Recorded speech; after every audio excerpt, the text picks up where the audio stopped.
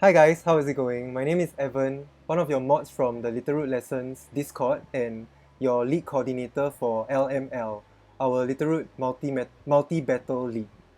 And this is week 2. Today is Tuesday, late night, and we finally concluded all our 9 matches from week 2. So we are here to give you guys a recap on what went down, who won each match, and in the end also talk about like the kill leaders and the leaderboard updates. Here with me I have Pokert instead of Andrew, because Andrew is busy for these few weeks. Say hi, Pokert. Hello, very nice to be on here. Yeah, so Pokert's gonna help me with some of the recaps, and then um, I'm also very thankful because Poker also helped to watch all the matches and take some notes. So hopefully we give you guys a good picture on what happened for all 9 matches. Then the first thing I'm going to go through would be, since this is the end of week 2, we gave every team an option for trades. So what you guys see on the screen are the trades that are made and approved. So first we have Celebi with trading Torterra away for Ludicolo, which is interesting. Both of them learn Fake Out, but I don't know, it's quite risky to take away an Intimidate option, but it feels like um, from Celebi's perspective, Torterra is not doing very well for them because they didn't even bring Torterra into their matches for weeks 1 and 2. Yeah. Joe, what do you think? Are you able to see what's on the screen? Shit, Yeah, I can now. should That's I call you interesting. Joe or should I call you Poker? I Either one, Okay, whatever. I'll just go with Joe's easier, right? yeah, I'll just go with Joe. Okay. They are both from So the yeah, B I like tier. Ludicolo. It gives you another max option. Yeah. But then you don't have Intimidate and you don't have a good like no priority rain setter, right? Or Klefki actually, never mind. Yep.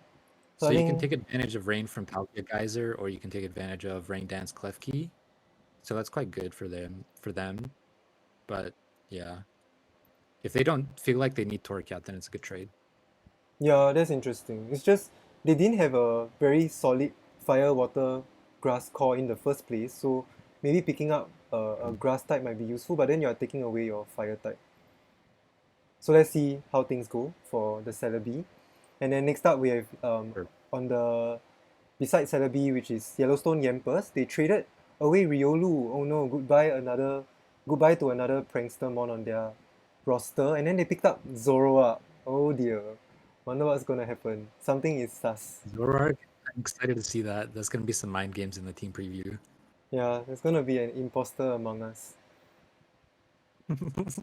So So when you have Zorark, right? It mm, imposter is one of that same slot. Like, correct. is that right? Like Yeah. bottom of that team.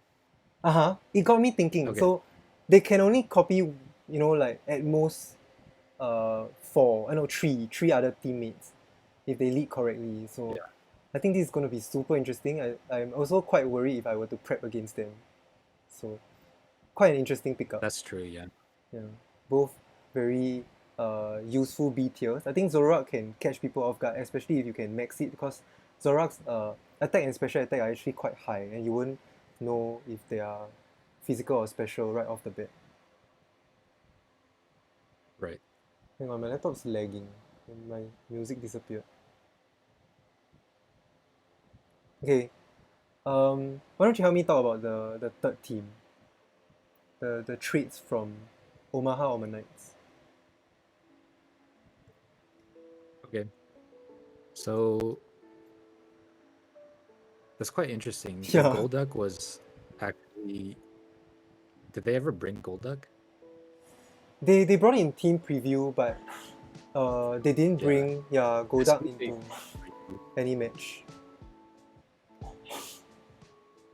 Okay, that's interesting. They have the Tailwind option now, but then they also have Thunderous and Landorus, right? So if you max those, you can Airstream.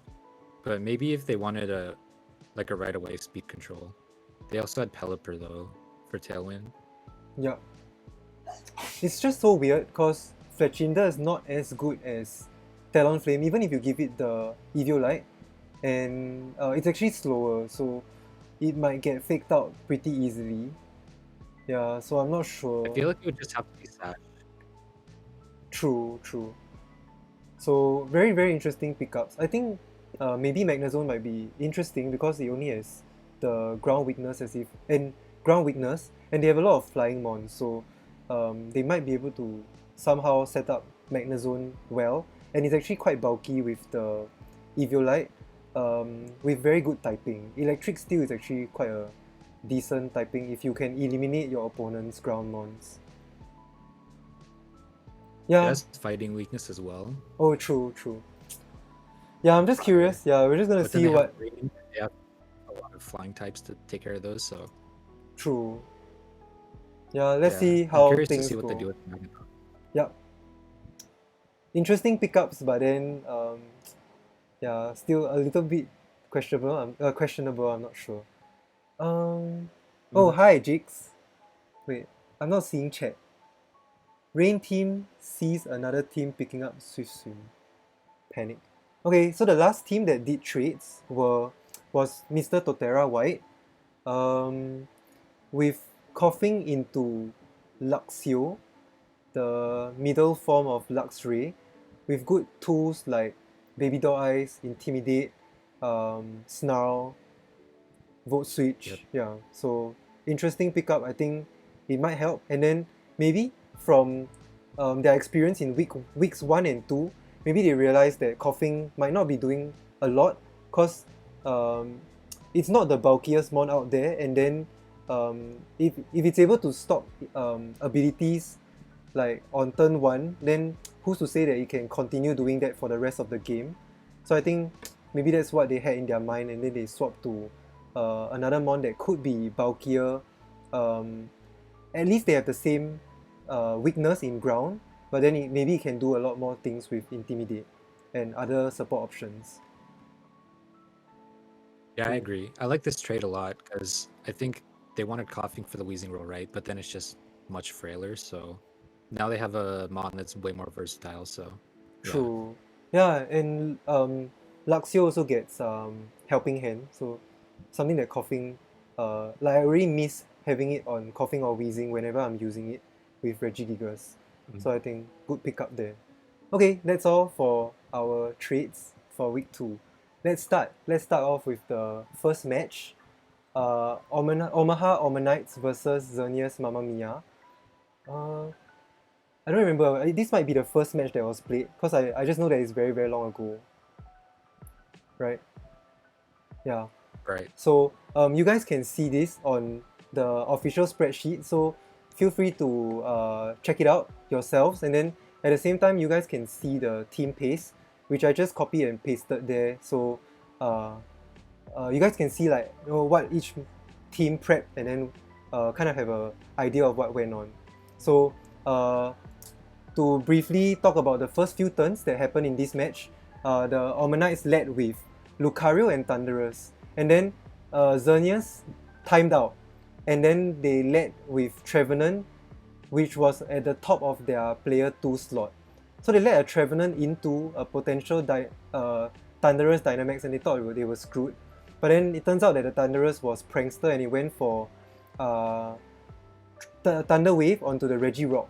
And then the Regirock was Lumberry, same as week 1, small tidbit. So the Regirock got an easy kill on the Thunderous because Omaha Omanytes didn't Dynamax on turn 1. And then Trevenant was easily able to set up Trick Room. So we have a Regirock in Trick Room. Then Omanytes switched in Sableye, and then Sableye was able to get a Will-O-Wisp off. So in total, Regirock's Dynamax could only take 2 KOs in their 3 turns of max. So that was quite good, trying to stall out the Dynamax on Xerneas' side. Then when Trick Room, when Sableye went down, because Xerneas was heavily targeting the Regirock side, then Serena switched in, and I felt that Omanytes had to save that slot, because if that slot goes down, it's going to be a 2v1, so they Dynamaxed Serena. I feel like it might be reactionary. Then Serena was able to take 2 KOs, kill a Lantern that was forced to switch in after the Regirock went down. Yeah, so Serena killed both Regirock and Lantern. However, in the late game, Xerneas made a big boy play, like very ballsy. They hard switched their Trevenant, and then Trick Room was not up. So, you know, like some people might always want to target the Trick Room Mon. However, they just hard switched Trevenant into Garchomp, and then Garchomp's partner was Ninetales, and Ninetales went for the Ice Shard to proc a policy on the Garchomp. Then the opponent's Lucario took down the Ninetales, so Ninetales' slot was down, and it was Garchomp against the world, but the policy was up, and Ninetales was able to set Aurora Veil when it came in, so the Garchomp just went ahead to sweep. It got a lucky crit onto the opposing Landorus, so there's no more Intimidate, and then Garchomp was able to finish off the game, but then it went to timer, so Omanytes were able to save one mon. Okay, Joe, what do you have for this matchup? Oh yeah, and hi to both sides of the team. Yeah, Lemmy and Asada are both in chat. What's up? Yeah, Yeah, we're so they were doing. supposed to have Ice Punch on Lucario. Yeah, I Right. wanna mention to Papi that we are all doing nicknames. So whenever you send in your post battle forms, make sure you add in team nicknames. For example, you can see Xerneas' nicknames this week. This was my idea. I told them just come up with liquor names, and then all their mons are drunk. Yeah. Okay, Joe, I cut you off. Sorry. No, you're good. They were supposed to have Ice Punch on Lucario, so that would have been quite a threat to both the Garchomp and then the Trevenant, of course, more than it was already. Like, it couldn't really hit Trevenant. And then the turn you were talking about earlier where they switched in Garchomp, it was quite risky because they ate up a Play Rough as well as the Ice Shard. Yep. And there's a potential then for like We're Serena. saying that they might double up. They might double up that slot. They reversed their Trick Room maybe 1 or 2 turns before that, right? Yep. With a Trevenant. So I think it's quite obvious that they don't want Trick Room up anymore. Oh, So makes maybe you don't sense. need to target that slot anymore. That's true. But they did hit it with Play Rough anyway. True. Yeah, so at least Serena prepared a super effective move, but then Garchomp's bulk came through together with the Aurora Veil from Ninetales. And the burn. True, yeah, the burn on the Serena, yeah. So there was one point in Yep. the game that I want to also mention where there was Serena and Lucario on the field. And yeah, so like Joe mentioned, we understand from Lemmy, from the Omanytes, that they prepared the wrong Lucario set. But then on that turn, they switched the Lucario out into Pelipper in the middle of Serena's dynamics. I was thinking maybe the Lucario could just go for another coaching onto the Serena to ensure that Serena is bulkier, has another defense and attack boost, and then can also do good damage at the same time. Then I really didn't understand that Pelipper switch in, and then it was quite bad because after switching in the Pelipper, the Xerneas was able to switch in their Ninetales and get weather control, and the Omanytes weren't able to switch out and switch in Pelipper in time to stop Xerneas from going for their Aurora Veil on Ninetales' first turn on the field. So that was quite a waste, and I didn't really understand that Pelipper switch, so that's quite unfortunate. So if you guys want to look through the match, you guys can watch it in the VOD link that we have there at the corner, the blue zone. Okay, do you have any other key points or notes, Joe? The Scarf Lantern with the soak onto Serena. Yeah, That was quite cool, but then they ended up taking less damage from Blizzard because they were clicking Blizzard with Ninetales into Serena, and now it's water type, so it took less. But then Garchomp was able to KO it because it was water type now. Yeah, so water type is neutral to Earthquake, then Garchomp could freely click Earthquake.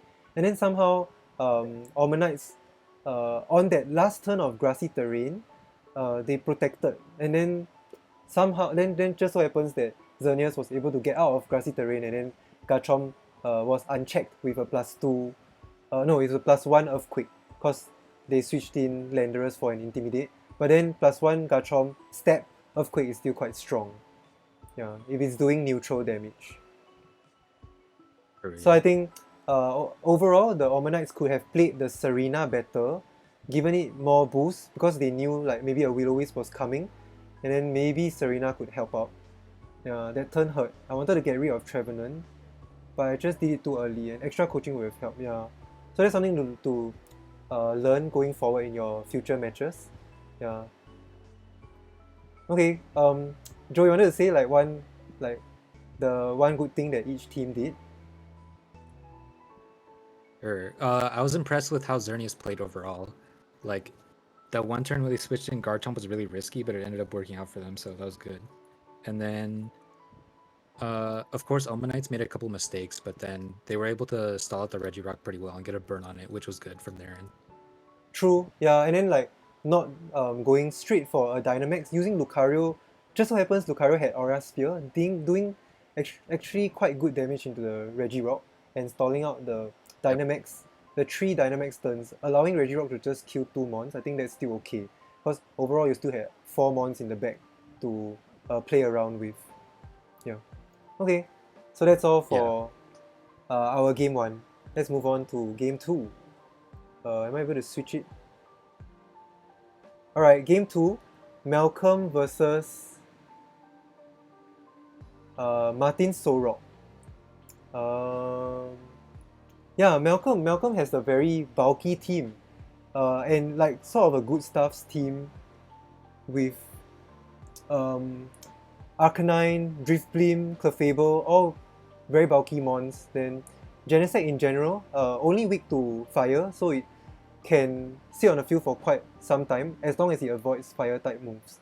Then, at the same time, Martin Solrock also has a bulky good stuffs team with Spectria, Rillaboom, Grimmsnarl, Screens, mons that generally are able to sit there for a long time. And at the same time, for both sides, mons that can you wouldn't expect which mon to Dynamax because all of them are possible Dynamax candidates.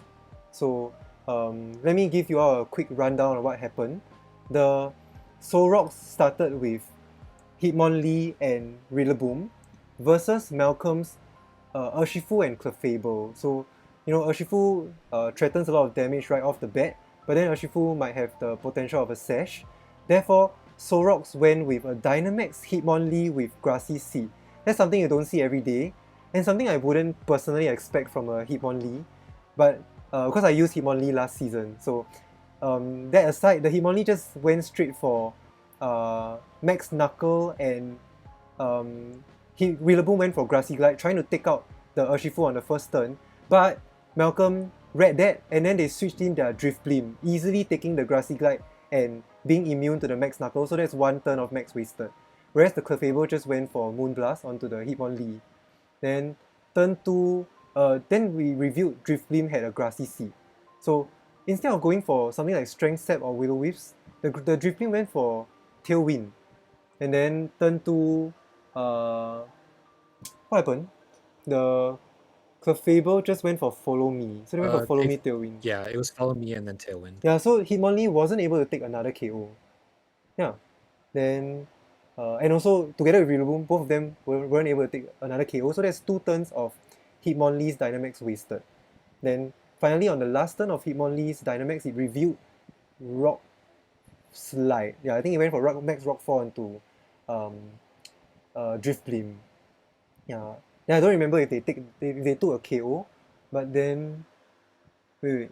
Hitmonlee They managed took to a double kill. KO at some Yeah, point. so I think they killed Fable and Driftblim. only after Dynamax I think, then Hitmonlee was able to take like the KO on Driftblim and then Rillaboom was able to take the KO on Clefable. But then at what cost? Because 3 turns of Dynamax ended and they were only able to kill 2 mons, and then Malcolm still had the potential to Dynamax anything in the back. However, the game just kept playing out, and then Malcolm was able to switch in Arcanine for Intimidate, then switch out again, and get in Genesect into the field. So Genesect threatened the Dynamax, but I feel like maybe because of the alternating Dynamax turns, then Genesect wasn't able to Dynamax, and then Hitmonlee finally revealed Blaze Kick, which was able to take out Genesect in one shot, so that was quite a waste. Yeah, the Genesect just went down like that. And towards the end game, it was Spectria, no, was it Gastrodon and Grimmsnarl? Grimmsnarl was able to set up screens, then Solrock's mons were very hard to kill, and then they just kept doing damage, because they just keep clicking attacks, and then Malcolm's mons HP just kept going down, and they couldn't get into a good position to try and Dynamax and regain control of the game. So that's generally what happened. Then you can see on the right side, the blue zone, the Malcolm, like, they played the game to the timer, and then Malcolm didn't had a chance to Dynamax any of their mons, so it's quite a waste. Yeah. So Joe, do you have any other notes? Yeah, personally, I feel like at some point they had to just reactively max, like, maybe Arcanine, right? Or Urshifu or something, but then just to Yeah. save, like, differential, realistically, I don't think they could come back from that. They played the first 2 turns really well to stall out the Hitmonlee max. They ate a knuckle onto Driftblim, so they took 0 damage. And then Clefable was able to redirect, like, I think it was the Rockfall turn 2, plus like a Grassy Glide and live. So that was quite good on their end. And they got Tailwind up, but then they didn't do enough to take advantage of their Tailwind turns, right? Because Genesect went down to the Hitmonlee. They got flinched by the Rock Slide onto Arcanine, which was big Right, because that then was... Hitmonlee wouldn't be able to turn Genesect. Oh, okay, this is what happened, yeah. Man, that's quite unfortunate. Like at some point, I feel like you still have to max, you know? True. Man, something went wrong with my music and it disappeared. Come on, laptop, cooperate. But I think one takeaway, like you mentioned, was, they knew that the timer was running low because it showed on the screen with 3 minutes left. Then they could have reactively Dynamax to give their mons that 2 times of HP and then survive certain moves to try and keep differential as low as possible. This I think Right. we're gonna keep bringing this point up about trying to keep your differential score, because later I will show, you guys can see the leaderboards every day, right? So if you keep your differential up, you should be able to keep your score up. Then the more mons you lose during your match, the lower your score gets, and that might not be good for you in the long run after these 8 weeks of playoffs. No, sorry, 8 weeks of regular season. Yeah. Do you have any other points from the match or anything good that both teams did? I'm trying to get the music back. Okay. I thought it was funny at the end, the Barton Solrocks, they used Hydro Pump from Licky Licky, and then it went into their Gastrodon from the Storm Drain, so Yeah. then the Gastrodon took the KO. I don't know if that was on purpose or not, but I thought it was funny. Yeah, and I also didn't know that Hitmonlee has something like, Licky Licky has access to Hydro Pump, so it's quite interesting. Yeah.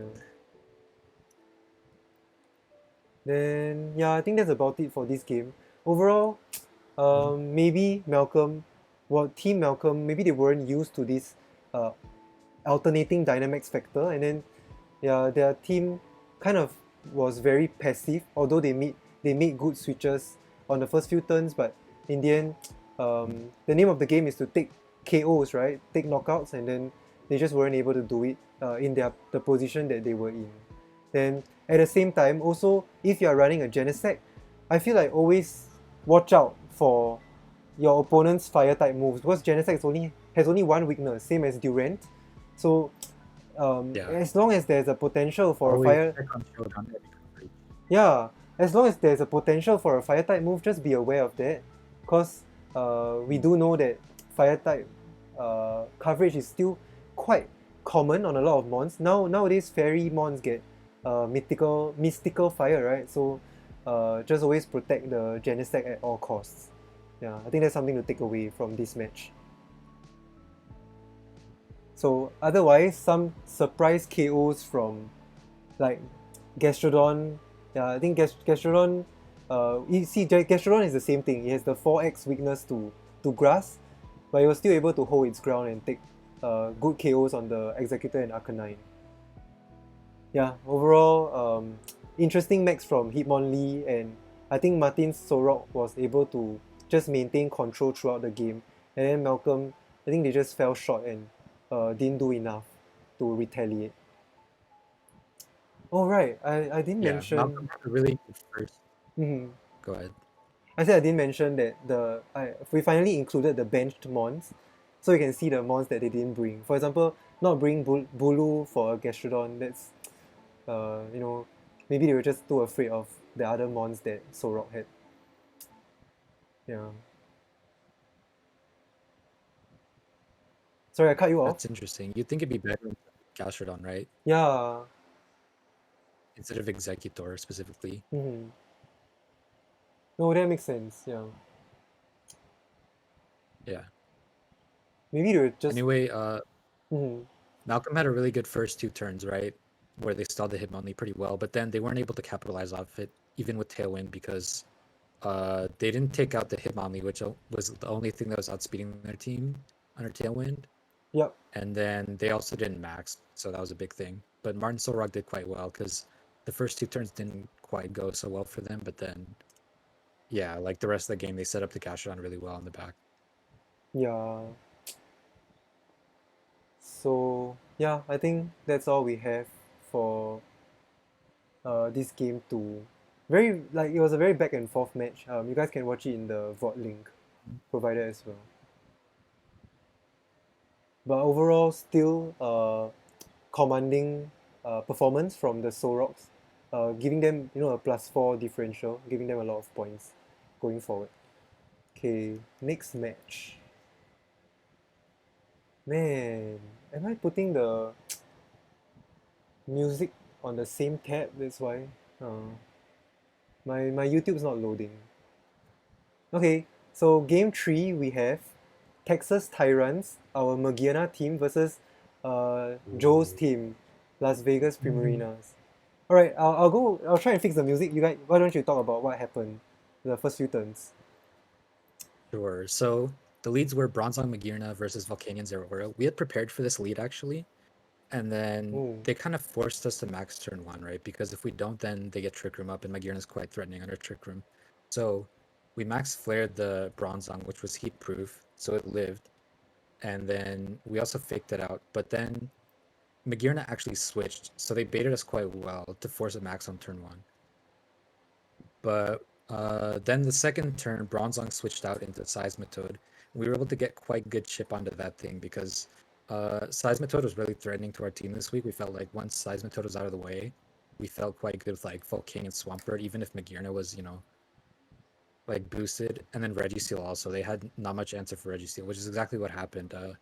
In the end game, once they got Trick Room up, is the exact same turn that we switched in Registeel. Our Registeel was specifically to underspeed Magirna and Trick Room, or outspeed it whoa, in Trick Room, I guess. So we were able to get Amnesia up +2 special defense, and then they don't have really any coverage move that's super effective into Registeel. So the most they can do is like Steel Spike the other slot, which at the time was Togetic. So we were quite like, ironically, trying to protect Togetic even though it's a Follow Me Mon. And so we were like protecting it. And they just didn't target it on the turns they had to get the boost. They targeted Registeel with Lightning instead. And then when we protected is when they Steel Spiked. yeah, And in the end, they just didn't have enough for Registeel, and the Iron Defenses and Amnesias was just too much for the team. And like Body Press was taking out their. We ended up taking out their Magirna and then Togepi, or Purloin and then Togepi. Yeah. nice. Oh yeah, on hindsight, I feel like maybe the Seismito is just the best answer to the Registeel, and then it just took so much damage. It took, I think, 80% from a max flare in Sun from Volcanion. That's crazy. Yeah. Yeah, so it's quite unfortunate there. Like, Yeah. We okay, definitely identified that in practice because that thing had a Grass Knot and it had like the ground move for Registeel, the ground move for Volcanion. So we were quite lucky to be able to get that thing out of the way. Two things that I noticed their sets that were quite good. The Omastar with Power Herb Meteor Beam yeah, did like 90% of Volcanion with +1 special defense. That was quite crazy. yeah, I saw that. Yeah. And then Weakness Policy Magirna. We also practice against that, but that's a pretty cool set. True, because um, Yeah, they really needed the Morgana to at least do some damage, and then pairing well with the Bronzong, I Mhm. think that's quite interesting. Especially giving Bronzong heat proof, because both Morgana and Bronzong are weak to ground and fire at the same time. Yeah. Yeah. Then there was one turn I thought was quite interesting where it was the last turn of Volcanian's max, and you guys just wanted to do something because you are facing down two water, one water rock and one water ground mon. Then you guys thought, oh, let's just go for like someone's gonna protect, right? So let's just go for a Hail Mary max quick. Then you just happen to give your Togetic a max quick boost on the switch in. Then I think that just helped quite a lot because it made Togetic uh, hopefully bulky enough to survive two moves from the Morgana, not allowing the Morgana to steamroll with an easy KO on the Togetic. So that was quite interesting. Yeah. The special defense boost was quite good here because obviously their whole team is like pretty much special. Like you can run physical Seismitoad or like Bronzong, but then into Volcanion you know, we were happy to get the special defense boost onto it, and then they didn't expect us to EQ the second turn.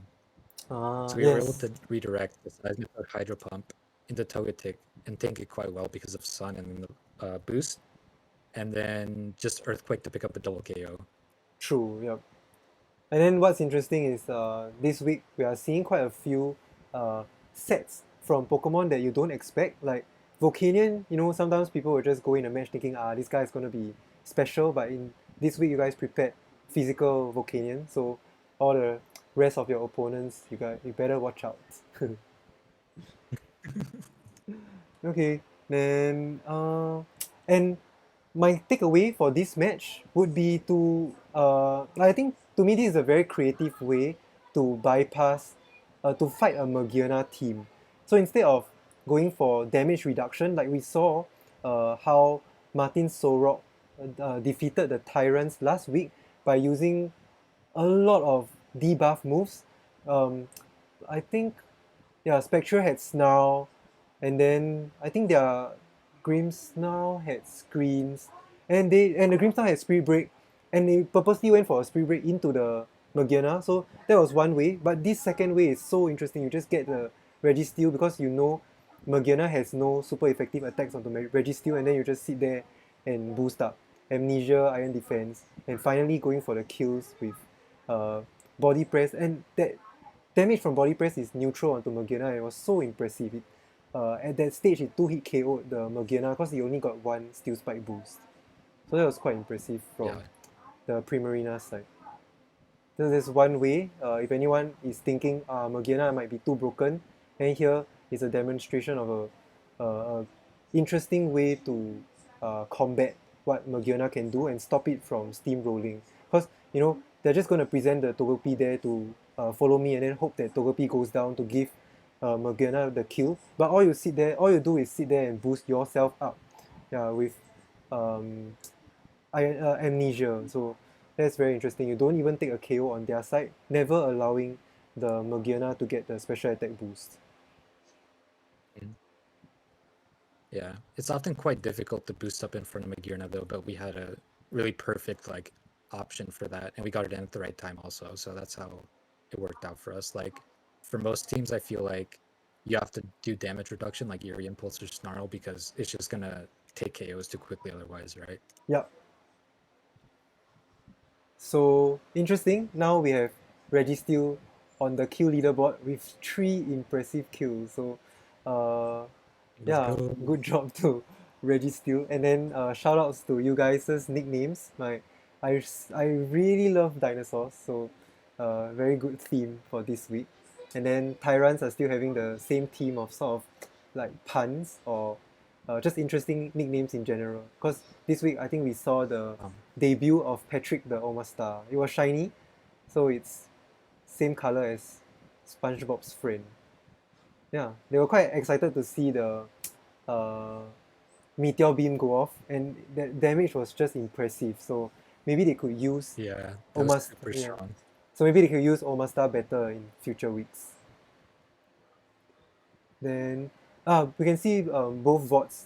You guys can have access to both VODs for both perspectives.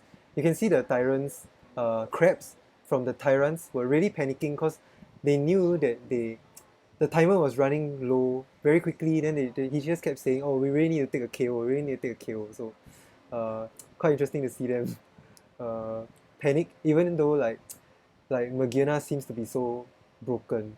So like we also Yeah. yeah, I feel like not only do you need to um, position the Morgana well maybe, but you still need to play it well. So it's quite tricky in the end.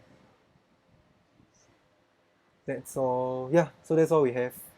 Um, Another thing to note, finally, would be uh, both teams saw the 3-minute timer come up.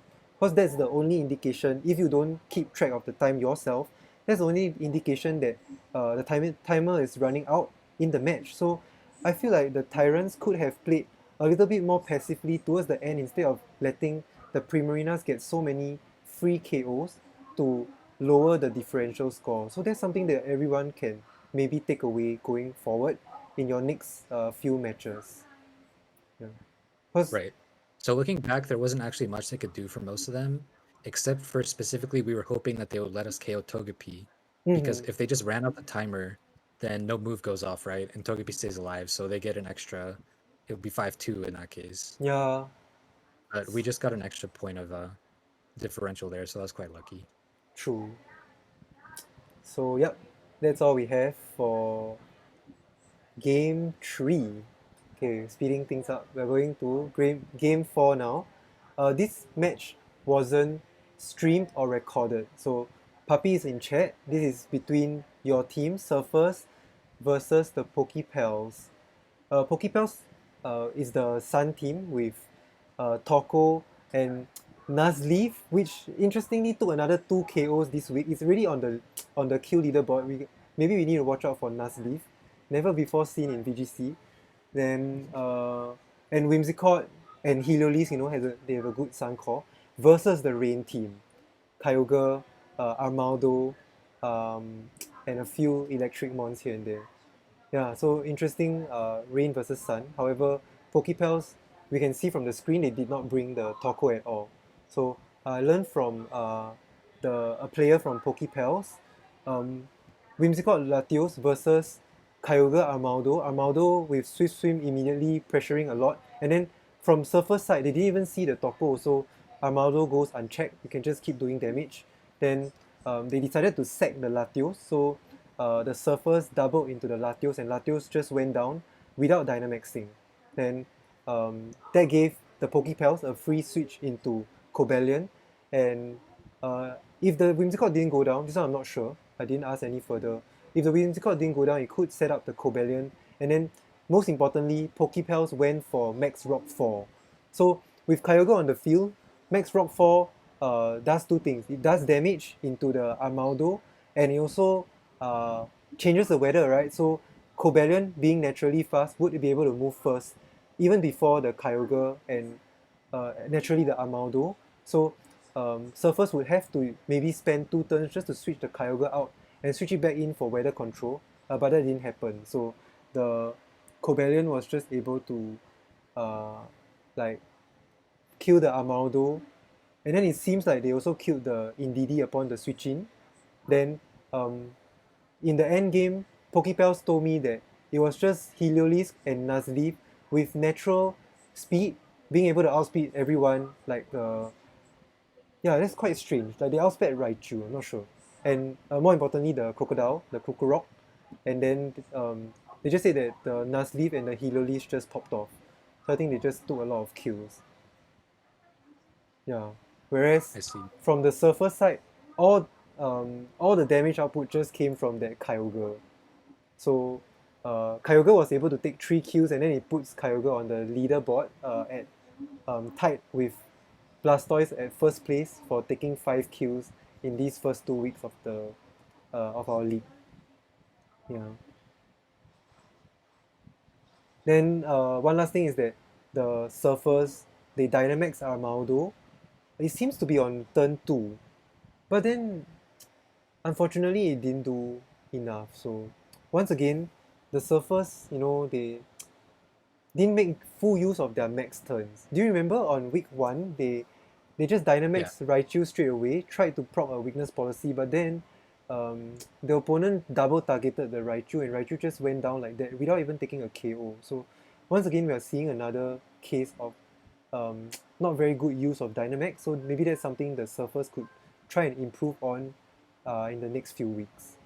Yeah. They Yeah. also prepared something like from the Pokepaste that I saw, they prepared Galate with Scarf and Krokorok with Anger Point, with the Eviolite possibly making it very bulky. So that could also be another Dynamax candidate, right? But it just didn't happen. Alright, back to you. What points do you have for this matchup? We don't really have much information. Yeah. So Lemmy says in chat, Nuzleaf gets chlorophyll, right? Maybe Sun was Ah, up. So Whimsicott would have had to manually set it, I guess. I'm not sure if they had time for that. but the Pokepals didn't. They told me that they didn't even set Sun. All they did was set Okay. Max Rockfall, and then Heliolisk and Cobalion were able to naturally outspeed the opponent's mon. So quite interesting. So Nuzleaf just KO'd Raichu somehow. And then from the Surfer side, right, I personally don't think that bringing Glalie was too good into this matchup because of you have Torkoal and Centiskorch, right, which didn't even come out, but then there's Cobalion also. True. It's good into Latios, Nuzleaf, Whimsicott, but then like they have speed control, so I'm not sure if that was the best. I maybe would have considered like Marowak, right? Mm-hmm. Or Xerneas even. But I'm not sure like exactly what their game plan was because we can't see it. Yeah. But I think Kyogre Armaldo is still a very commanding lead, but they just had to maybe play more carefully. Ooh, where did I get the music from? I'm keep trying to refresh my YouTube page. Come on, give us music. Uh-huh. So yeah, I felt like like even capitalizing off of Kyogre's KOs, maybe the surfers could have done better. But maybe you're right, it might be the Mon choice. So something better than Glalie might be useful. Yeah, also why not just max Yeah, Kyogre to keep your rain up? Yeah. That's interesting to true. to learn, yeah. Yeah, you guys have the Yeah, definitely. liberty to max your U tier, why not just go ahead? Because Kyogre is so naturally bulky and inherently powerful, so I think should be able to do good work. Yeah. What Yeah, I other agree. points do you have? It's just that when you are not able to take any KOs with your max, right? It's just quite a like big detriment to your plan in this type of format. Yes, true. And also like the alternating Dynamax factor is always around. So you gotta really use those 3 turns of Dynamax very well. Yeah, so I think that's something maybe to take away, and then yeah, to the surging surfers, yeah, maybe improve along the way. You guys still have 6 weeks. There's plenty of time to catch up in the league. Yeah, with a very strong Yeah, Kyogre, don't let us down. Kyogre getting a bunch of kills though, it's top of the leaderboard, so that's a good thing for them. True. So yeah, I think that's all we have for this match. A Yep. commanding 3-0 victory from Pokepals. And then quick shoutouts. I don't understand their nicknames, so I'm sorry, guard. And I don't really know what they mean, but I think good effort. Cause I could see. Oh, they're rappers. They're rappers. Oh, I didn't know. I didn't know. Yeah. That's cool. That's quite cute. Yeah, because like the nicknames sort of make sense. Um, Yeah. with the mons that they were paired with. Okay, cool. Yeah, and then Surging Surfers, yeah, Puppy, now you know. Just put the nicknames into the post-match form. It doesn't have to correspond with your in-game Pokemon nicknames. Okay, so that's 4 teams from the Rose group, and then finally we have our last match, fresh off the press Yeah. from the Rose group. I wonder if anyone is asleep right now. because there was a lot of singing involved. So we didn't get the I just recorded the kills for both teams, and then I put the mons on that we can see like the mons that entered the battlefield. So here's what we have. And yeah, Joe, do you remember what happened? Yeah, so the first turn they sent out Scrafty Latias on the Puff Puff side. They switched Latias into Metagross.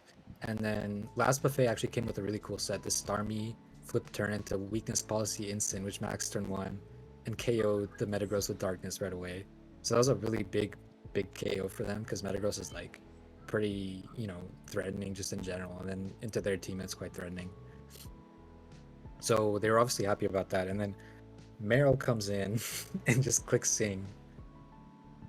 Hits the instant, and that really turned the game around, because then Puff Puff Pass can get up Trick Room, and they Aqua Jetted huge power into Runerigas, swapping abilities, and then Runerigas was able to quite cleanly sweep the rest of the game, and Meryl actually picked up 2 KOs, which is quite crazy. Yeah, so he picked up an Aqua Jet KO on the Sash Starmie, and then in the late game with Perish Song was able to take out the Suicune. What else? I just want to say that was very I think the stars just aligned for Puff Puff Pass once they got the Sing off, because they were able to set up Trick Room and at the same time set up the Runerigas, so that after the Aqua Jet went into the Policy Runerigas, it was Runerigas' turn to Dynamax, and then it can just go burr. It's just gonna kill. Look at the opponent's team. Incineroar, Solgaleo weak to ground, Galvantula neutral to ground. Then the other side just weak to Ghost in general, because Starmie is weak to Ghost, then Suicune and Rotom don't resist Ghost. So all Runerigas could do was just max Quake, get their special defense up, or max Phantasm to lower the opponent's defense. So this Ghost ground type is not, you cannot underestimate it at all. Yeah, Yep. didn't bring There was one obstacles. turn on the... Yeah, this was a really back and forth game. The one turn on the last buffet end, they actually had Suicune in, and they could have prevented Trick Room by clicking Roar, because they were carrying Roar, but they didn't do that. Instead, they got Sung. They went the for Sing Skull. missed that. Uh-huh. Yeah. The Sing Yeah. missed on that turn. A really important Sing was on the Insyn, and that allowed them to get Trick Room up. Yeah, the turn of events was Marill and Mimikyu versus a sleeping Insyn and Suicune. So if the Marill missed the Sing, which it did, then Suicune could have went for Raw, because Sing went first. Sing should go first in terms of priority, followed by Raw, and then they eject the Mimikyu out. Then always maintain speed control and hope that Incineroar wakes up and then just keeps doing damage because it's unchecked with a +2 attack. Yeah, and notably, the opponent's Scrafty wasn't Intimidate, so Insyn was just doing maximum damage, but they just didn't go for it. They went for the Skull on the Mimikyu instead, so quite questionable there. Yeah, I think they were just panicked because of the Sings hitting, I think, yeah, can't blame That them. would really turn the game around. True. Yeah. This is so sad. Play Pokénef Sing. Oh, okay. So yeah, so that's generally what happened. At first, you thought that Last Buffet was in such a good position, taking a clean KO on the Metagross switch in, but in the end, Sing just turned the turntables, turn everything around. Right. In total, I think, I feel like if Trick Room doesn't go up, they just win yeah, quite cleanly, because nothing can really touch Insyn without getting True. KO'd, right? Like Scrafty or Runerigas, but they're gonna take too much damage. And then, under Trick Room, they didn't have any options. Like Solgaleo can reverse it because of their set, and then they had Galvantula in the back and Rotom Mo, so true. yeah, not much they could do there. Okay, someone saying Sing OP, and then Jiggly, Meryl captain of Papa Fast, says Meryl is pop. But then now, Yeah. Meryl has a very big target on his back. Someone's gonna burst that balloon, because everybody knows that you guys are not afraid to go for Sing. But granted, that was your, that was the best way out. That was the only move to click. and it really worked in your favor, and so much momentum went to your end. So now, yeah, for sure everybody's gonna be aware of it. But then it might work in your favor, right? Because we might have to waste a move just for safeguard or Lumberry, and then not do as much damage as we could against the Mario. So I think very good demonstration of how you can use an Eviolite Mon and still gain a lot of control. Like Sing Clefairy was super popular on the meta for some, I think series 5, 6. Yeah, 5, 6, 7, Sing was still around. So that's something that the rest of the Rose group will have to be aware of. From now on, see, everything is, all the cards are on the table now with little Mario. Little booger, super big MVP this week. Yeah, the huge MVP for Puff Puff Pass. Could have easily been a Jigglypuff, but unfortunately it was a Mario. Yeah. Could have also been an Azurill, but then you guys weren't spicy enough to pick it up. Shaking my head. Okay, so good job.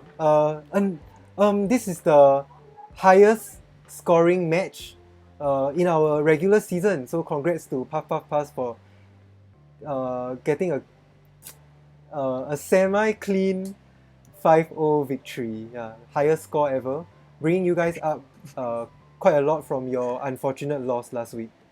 Oh yeah, the nickname, Lil Booger. Yeah, I'll update the nicknames after you guys send in your post-battle forms. Then last buffet nicknames didn't change, so won't talk about that much.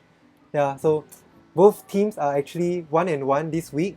So yeah, I think there's still a lot of room for both teams to try and climb higher on the leaderboard. Could have topped the leaderboard. Exactly right, so close. Yeah, Runerica's so close. I don't agree with that. I don't agree. Why? The Meryl KOs.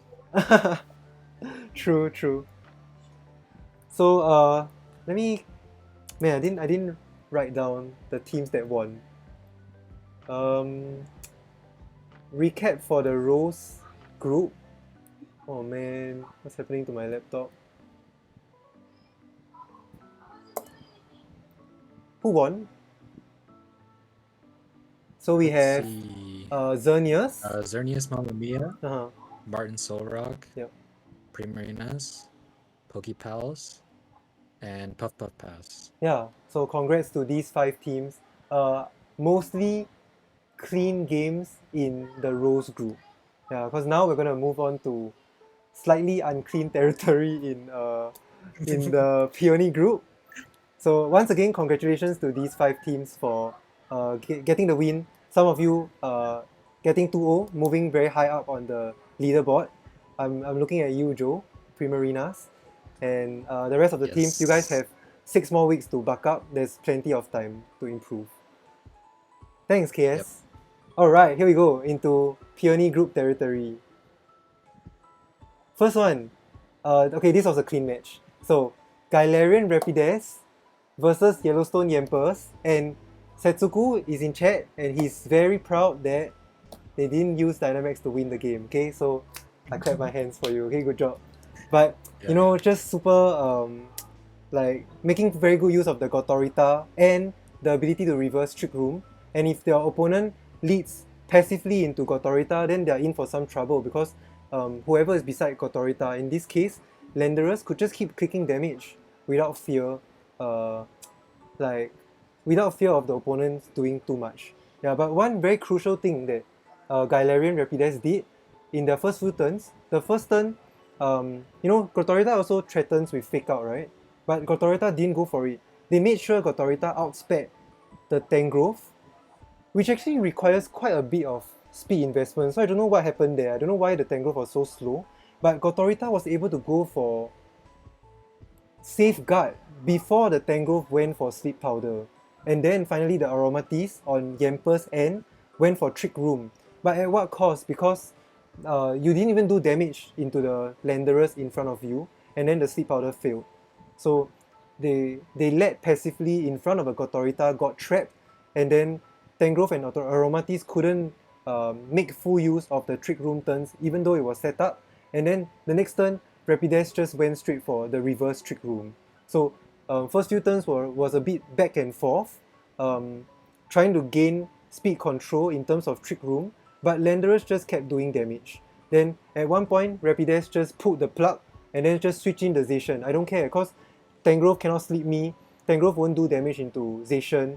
Omanytes also with Moonblast isn't doing much. They just put the plug, brought in Zacian, and then Zacian just had so much offensive pressure on all their mons, which cannot, who cannot switch. So bringing in the Tangrowth finally went down. The Bolton came in. Then the Bolton went for, like, Omanytes went for Helping Hand and Bolton went for Crunch. But then Rapidazz was, wait a sec. Yeah, and then they switched the Gotorita into a Ditto that transformed into the Omanytes to take the Crunch. So that was actually quite a big brain on their part, I admit. Yeah. But then I was thinking, why not the Bolton just go for something like Fire Fang onto the Zacian, you know, just to chip it down. Then even if the Gotorita stays on the field, like, what else can he do? We can try and predict a Trick Room again and try and reverse it. Maybe that might go in the Yampers' favor.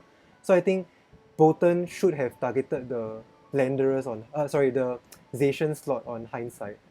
Yeah, but unfortunate, the Rapidazz was just able to get so much control in the game, and then towards the end, Yampers were forced to Dynamax the Escavalier that switched it, that had a free switch in. Escavalier was Assault Vest, so he was able to take a Flamethrower from the Moltres.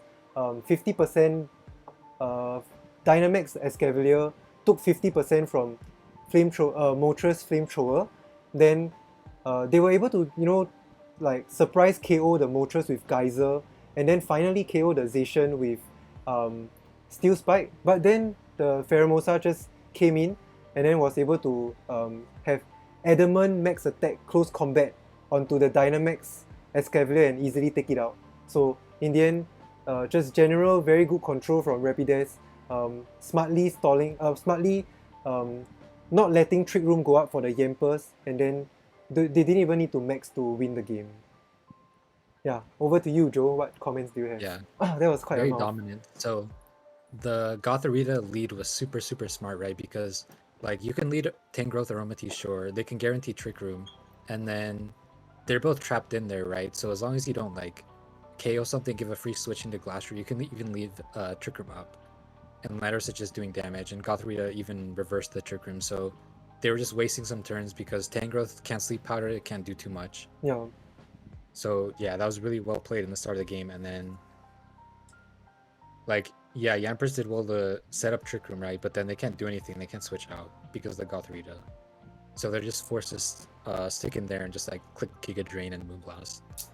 Yeah, Setsuku is saying that not really. Goth is base 55 and then Tangrowth is base 50. But personally, going up against a Tangrowth, I'm always gonna expect something like max speed, Focus Sash Tangrowth. But then maybe Setsuku just made the correct call, and then predicting that, they were pretty sure that Tangrowth wasn't gonna invest in speed. Yeah, so maybe something to reflect upon on the Yampers side. Maybe just go straight for max speed Tangrowth. I think that getting that one important Sleep Powder off might just turn the momentum heavily in your favor. Yeah, it's quite unfortunate. I think they may even be like min speed or something, right? Because they were quite set on setting up Trick Room. True. Yeah, I've been thinking about it. I feel like turn 1, trying to set up Trick Room in a multi-battle. YouTube ad, go away.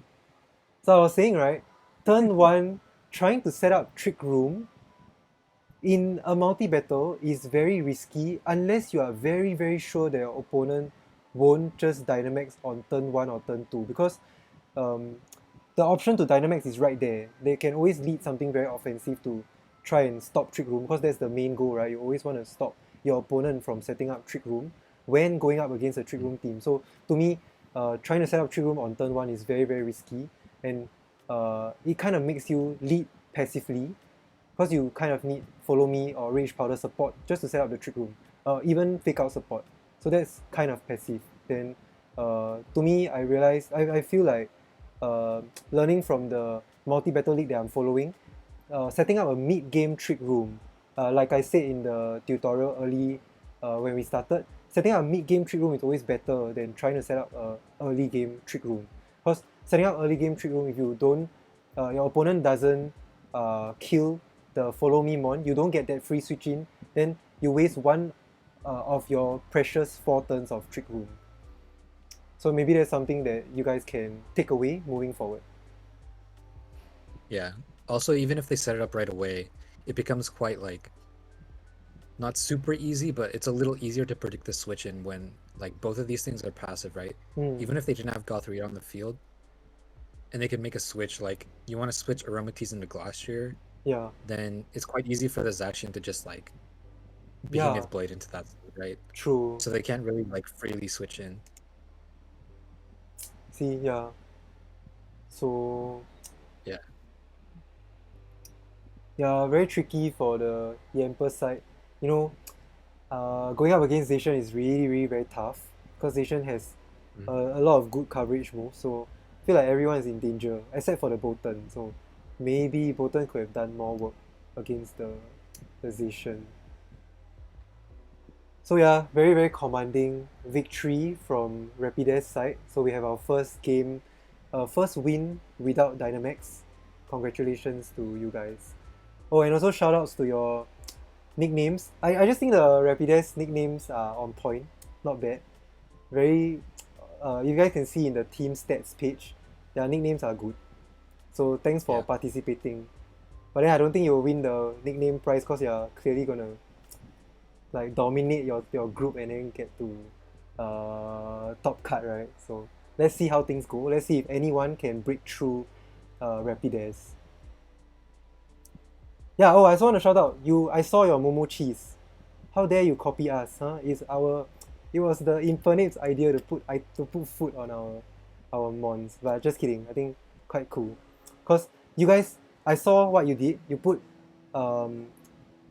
Kingdra and Politoed at the top on team preview just to just show your opponent, there's a chance we might lead with Kingdra, Politoed, so be careful of that.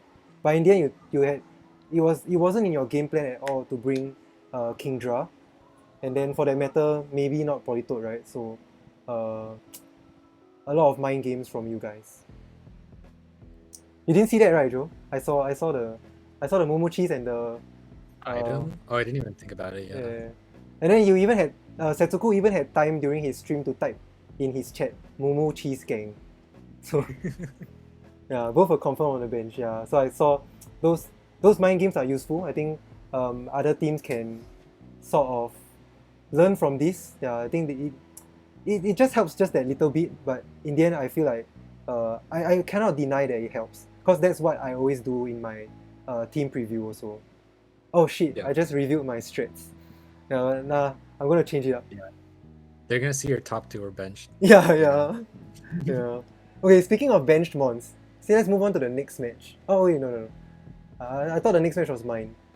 Okay, well, let's talk about so let's move on to game 7. Because my match, we saw Feebas, and then it might be a bit short-sighted on our part. Me and Hakim, I immediately told him, this guy is gonna come. Feebas not gonna come. Let's ignore the Feebas.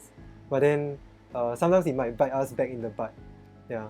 Okay, let's talk about that later. So currently we are at game 7.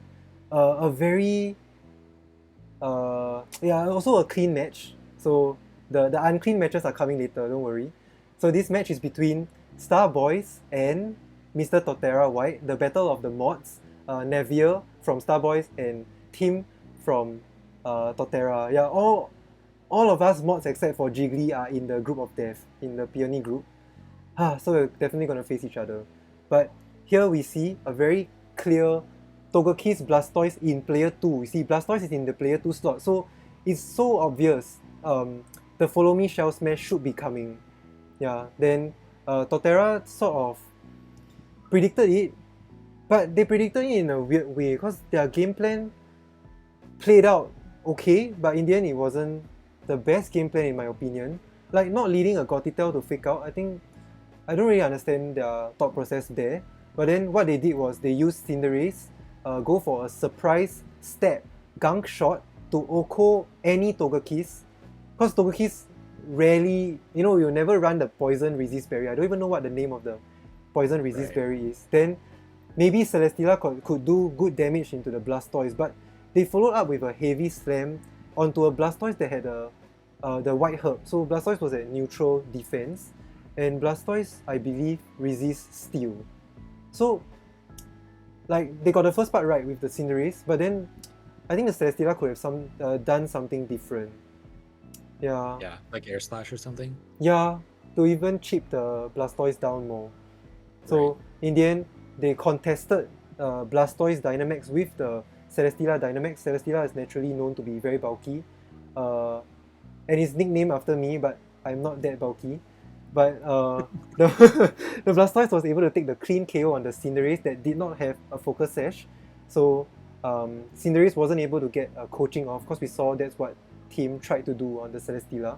Then Celesteela was able to take out the Blaziken that was switched in, but not before taking a huge Flare Blitz from STARBOYS Blaziken. So they were able to trade KOs, but Blastoise is still set up, and Blastoise is at 80% health. So Blastoise was able to keep doing G-Max Cannonade onto all the mons that they don't resist water. So Celesteela, the Primarina is behind the Celesteela, but then the Celesteela was stuck with Dynamax. Then the G-Max Cannonade even did so much damage into the Drampa that switched in on Torterra's side.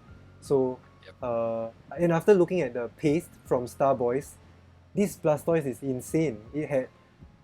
I think it had Protect. Physical Blastoise, right? Yeah, Protect, Fake Out, Liquidation, and Shell Smash. So it only had 2 max moves, Max Cannonade and Max Strike. So you just went all in on the Blastoise, but in the end it paid off.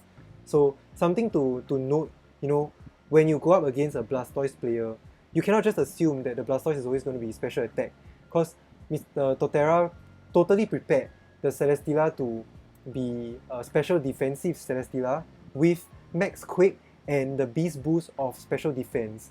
They could put, you can easily EV a Celesteela to have the Beast Boost of defense, maybe to cover both your bases, but Torterra just didn't do that. They went all in on the special defense basket, and then it didn't pay off well because STARBOYS surprised them with Blastoise being physical all along.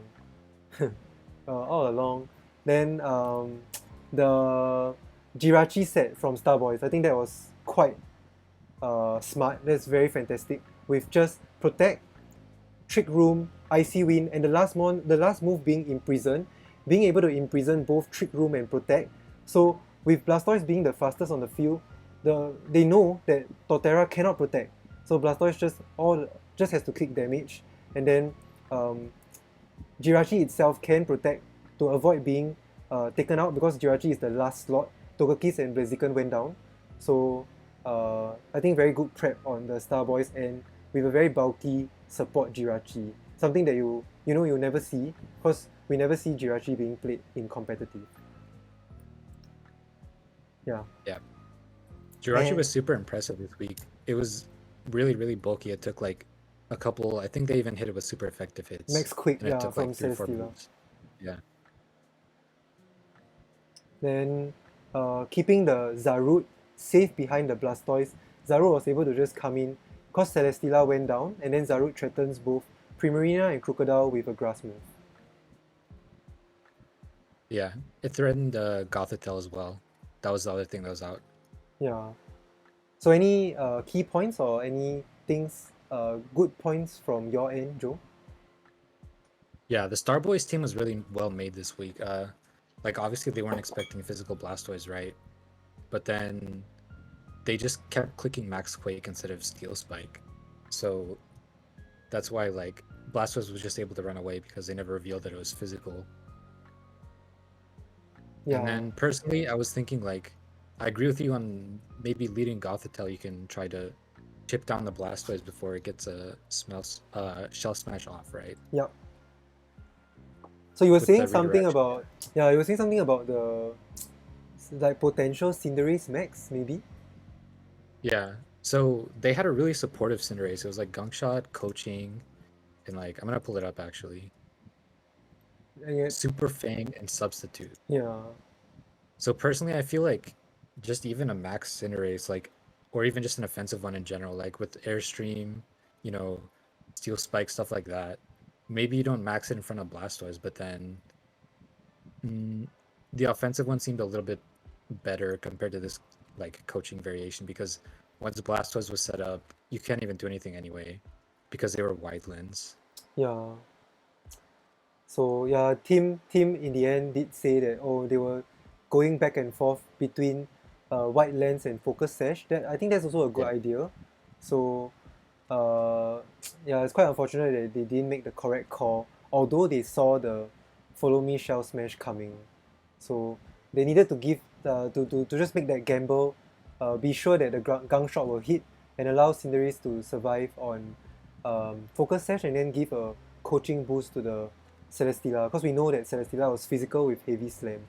So their plan was really to set up Celesteela and give coaching boost and max quick boost to combat both a physical or a special Blastoise, but in the end, unfortunately, it didn't play out well because um, arguably Cinderace had the wrong item.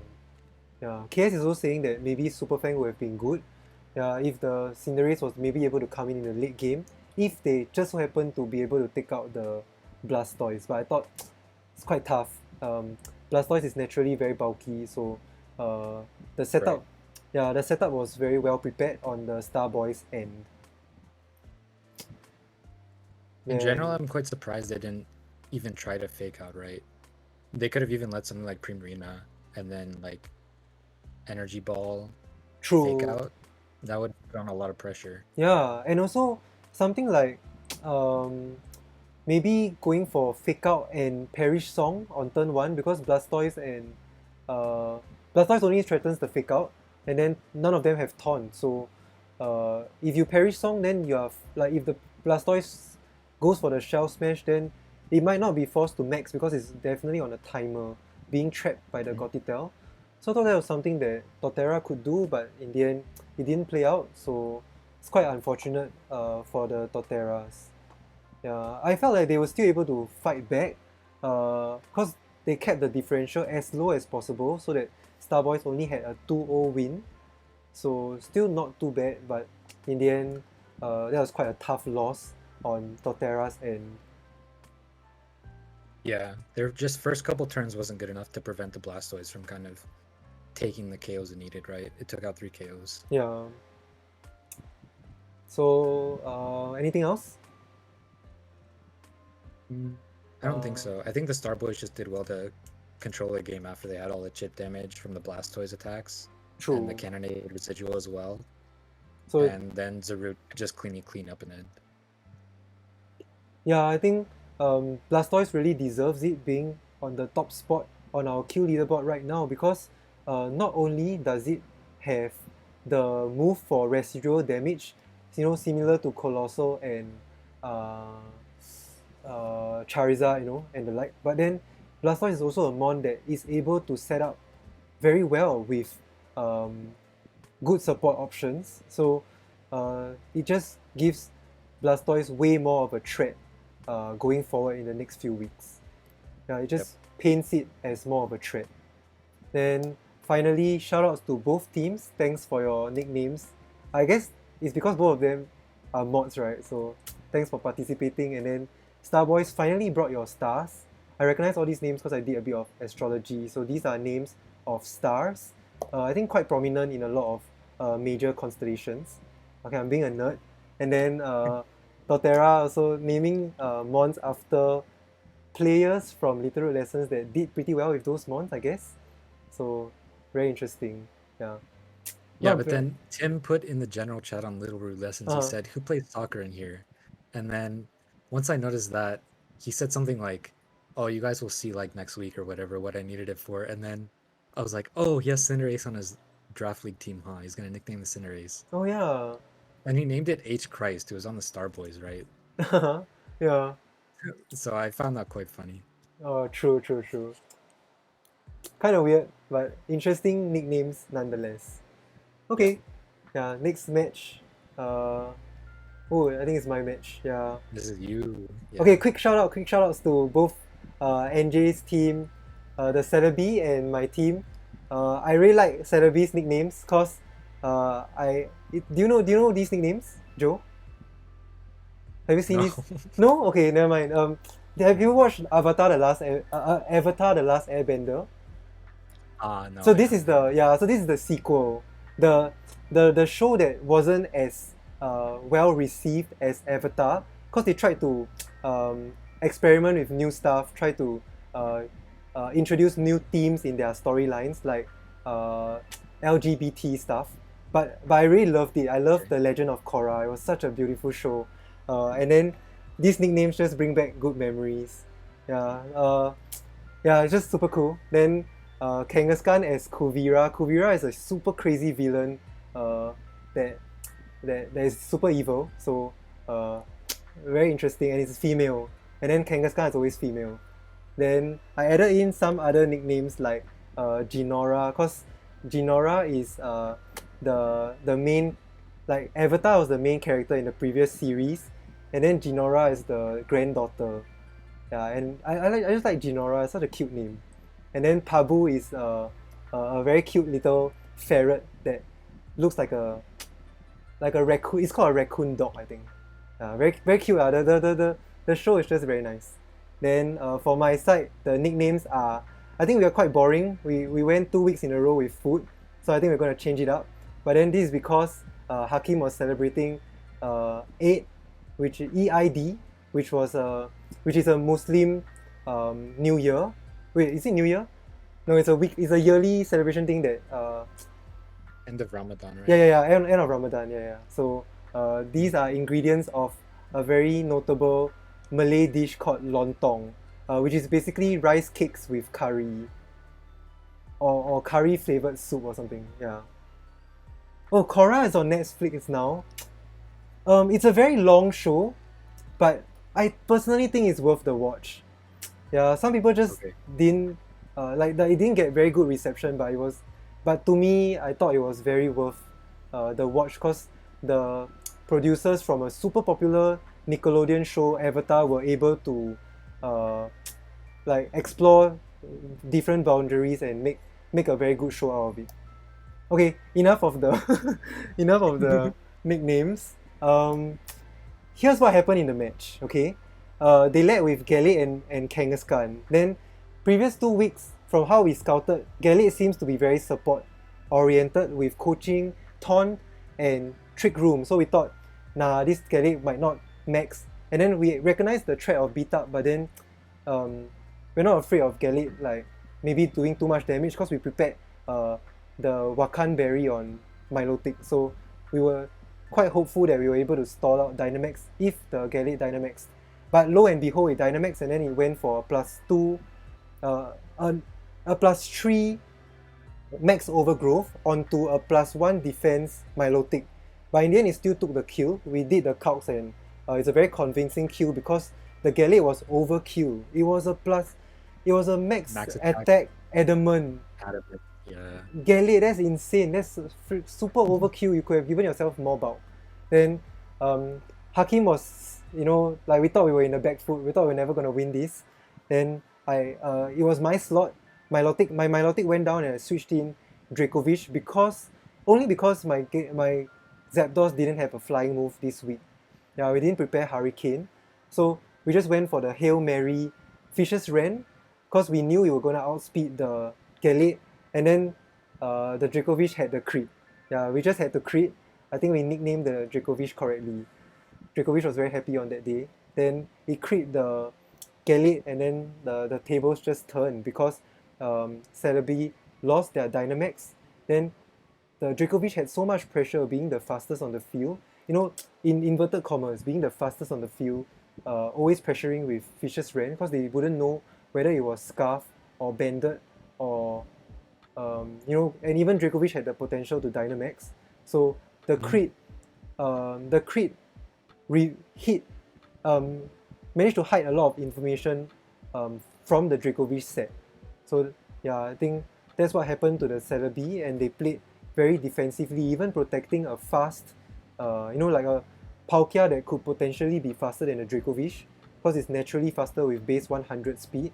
Yeah, but even protecting a Palkia in front of the Dracovish, playing very passively in the next few turns, and then we, I think one good thing that came out from our end, I think one good play, capitalizing off of the crit, was we intentionally let our Sneasel go down to give our free switch into the Victini, and it was just nice that turn that the Victini could max, and Victini, being naturally fast with base 100 speed, was able to control the game with the Max Phantasm that we prepared. So Max Phantasm pairs well with Dracovish and always helps Dracovish do good damage even in front of Melmetal. So in the end, with Dracovish and Victini on the field at the same time, we were able to sort of control the game and capitalize off of Celebi playing very passively, even though they had Palkia on the field, which threatens a lot of damage. Oh, at the same time, they also managed to get Klefki in to safely set up both screens. So, like, they still had a way to play out the game, but we were able to control it well. And then, because Celebi played so passively, the timer came very, very quickly, and we were able to clutch the win out with a 3-3 differential. Although going into the game, I didn't have a lot of confidence on our mons doing a lot of damage, because Palkia and Melmetal are naturally so bulky that even our max moves based on our calcs weren't able to take out their mons. Yeah, even if they ended their Dynamax and then sitting safely behind screens, I wasn't very confident that we were able to take a lot of KOs. So with that lucky crit, it just allowed Dracovish to take a few more KOs. So finally we have Dracovish taking out 3 kills for this week. So it was a lucky break. Like, looking back, to me, I just thought it was a lucky break. Yeah. What points do you have? Like, because you kept telling me that, even if Dracovish didn't get the crit, somehow we could have played the game out. Yeah, I honestly think that obviously the Dracovish crit made a big difference in how the game plays, right? But then, like, you guys are able to play it differently and still possibly have a win, even if you don't get the crit, because Galley takes so much damage. It takes about 70 to 80 from the Fish's Rend without critting. Correct. And then I assume they max move into your Dracovish to take it out. So it's a big threat for them out of the way. But then you have Zapdos to come in. You still have your max. Mm-hmm. So, like, you Icy Winded the Kangaskhan and the Gallite several times, and they were too slow. They didn't have any speed control. And Kangaskhan wasn't doing much. So you would be able to, like, kind of revenge kill the Gallade, right? Yeah. After you switch in. And then at that point, they have no max, you still have max. So, I'm quite curious to see how it would have played out, but I think you definitely still have a, like, I don't know if it's in your advantage, but it's definitely a possible win on you guys' end. True.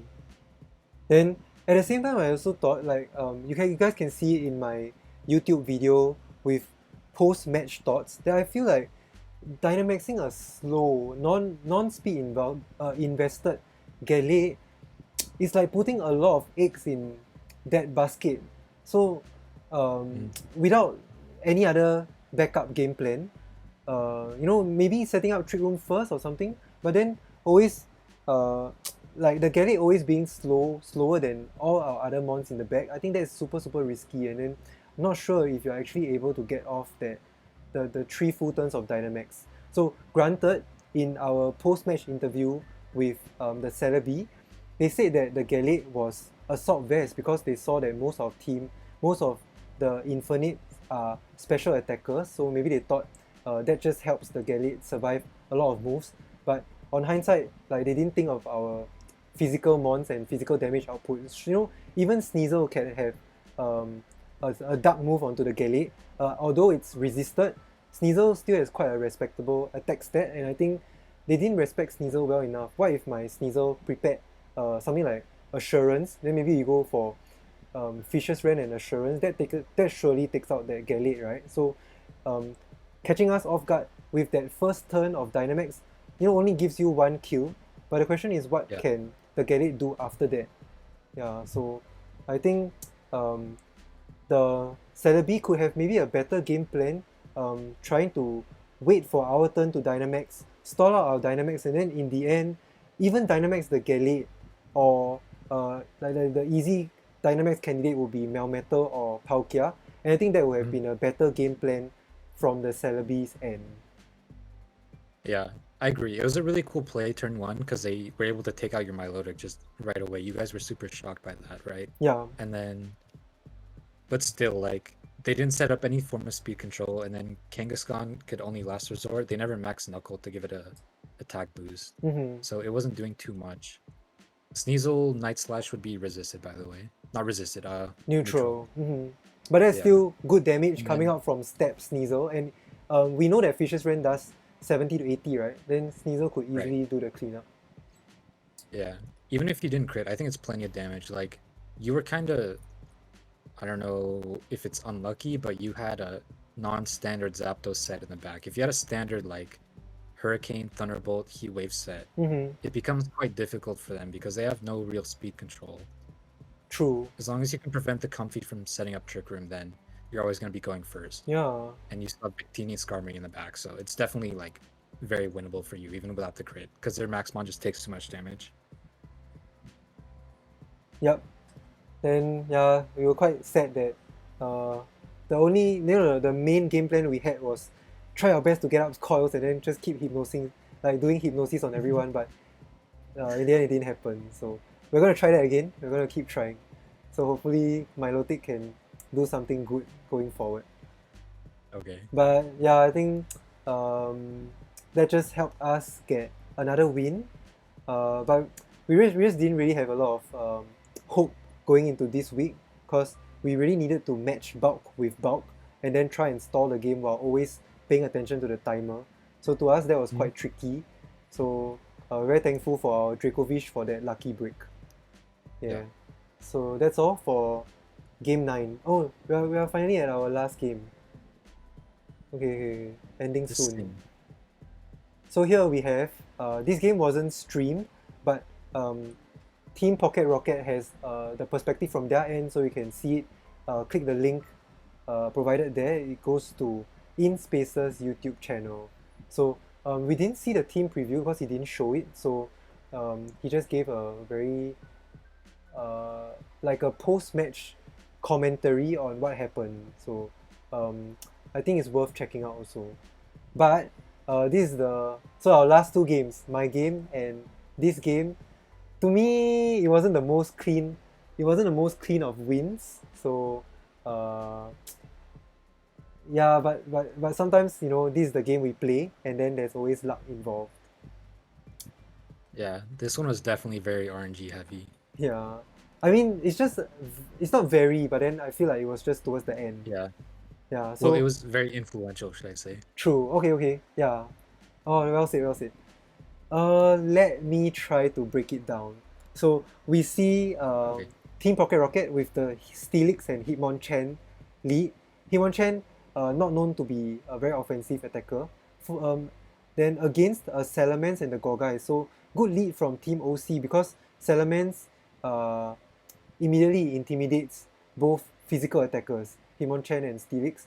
Then at the same time, keeping the Calyrex safe behind the Salamence because Calyrex is your main offense, like offensive mon, right?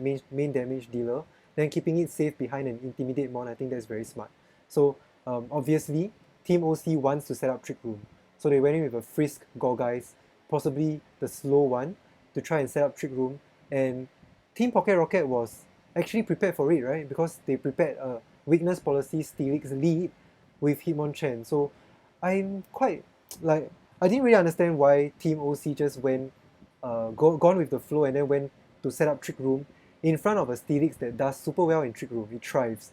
So quite questionable on Team OC's end. Maybe they could delay the Trick Room after crippling the Steelix a bit. Yeah, but then Team Pocket Rocket, they just went straight for the turn 1 Dynamax their Steelix and went for Max Hailstorm out of Ice Fang. I've never seen that before. Onto the Gorgais, but it didn't kill. Then they were also aware that the Salamence could switch into Calyrex Ice at any point, so Team Pocket Rocket didn't go for the easy Hailstorm KO onto the Salamence, even though they were at -1 attack. Then in Trick Room, the Hitmonchan just went for Bullet Punch. No. Mug Punch to proc Steelix policy, bringing it up to a neutral, to a +1 attack, because it was intimidated by Salamence. So they just wanted to try to use the Steelix in Trick Room to do as much damage as possible. But in the end, we could see that Steelix only kills Gorgeist. The Gorgeist went down and the Drapion switched in, but they took way more than the 3 max turns just to do that. And somehow they were able to stall out Team OC's Trick Room turns, just because the Steelix was always moving first in Trick Room. Then in the end, Team OC had a free switch. The Salamence went down to the slower Dragonite. So Trick Room really benefited Team Rocket more than Team OC. So Dragonite was able to take the easy kill onto the Salamence. Then Salamence lost the Intimidate pressure, but Calyrex was able to get the free switch in with, I believe, 1 or 2 turns of Trick Room remaining, and then Calyrex just went straight for the Dynamax to KO Steelix. Yeah, but in the end, Trick Room was up, and then Team Pocket Rocket had Ninetales on the field, and they were always working hard to set up the Ninetales with the Venusaur. Yeah, then Ninetales was the last slot. I think something killed. Oh yeah. The Calyrex easily killed Dragonite with the Max Hailstorm.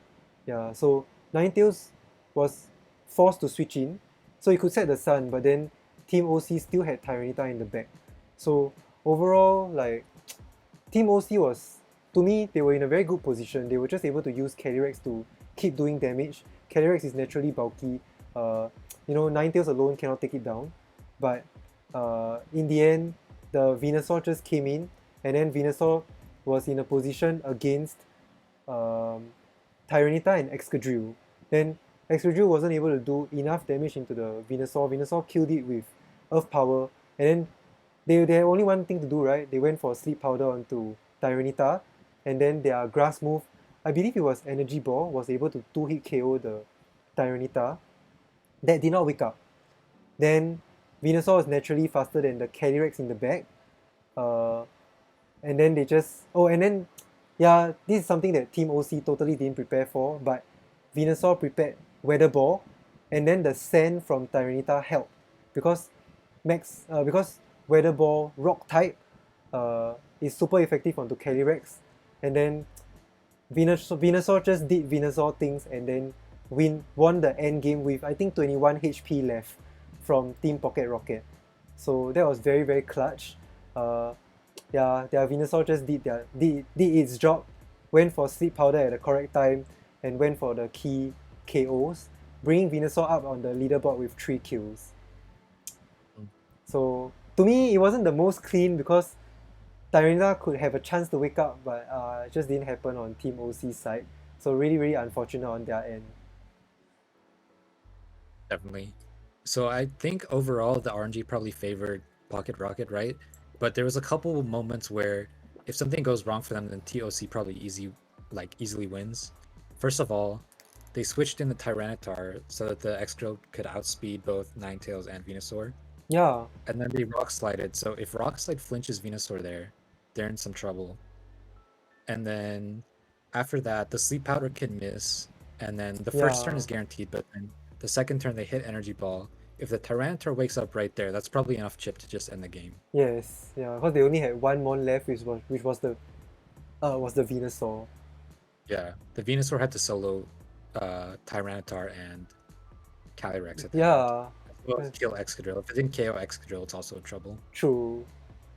So very, very clutch win from Team Pocket Rocket's side. Yeah, the game was very back and forth, very well played on both ends. Also very well prepped. Then unfortunately, it just came down to a Sleep Powder hitting and getting one extra sleep turn.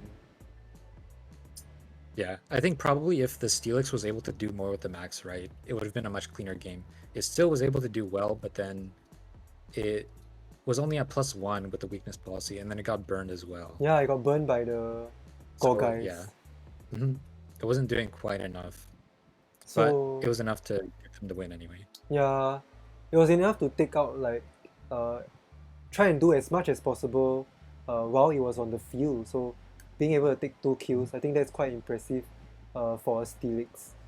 Then to me, Team OC really prepped well. You know, they prepared for like Willow on the Steelix. Then they even stall out Steelix Dynamax pretty okay, giving the Calyrex a lot of potential to Dynamax, right? Like to use his Dynamax turns well, but in the end just didn't play out. Yeah.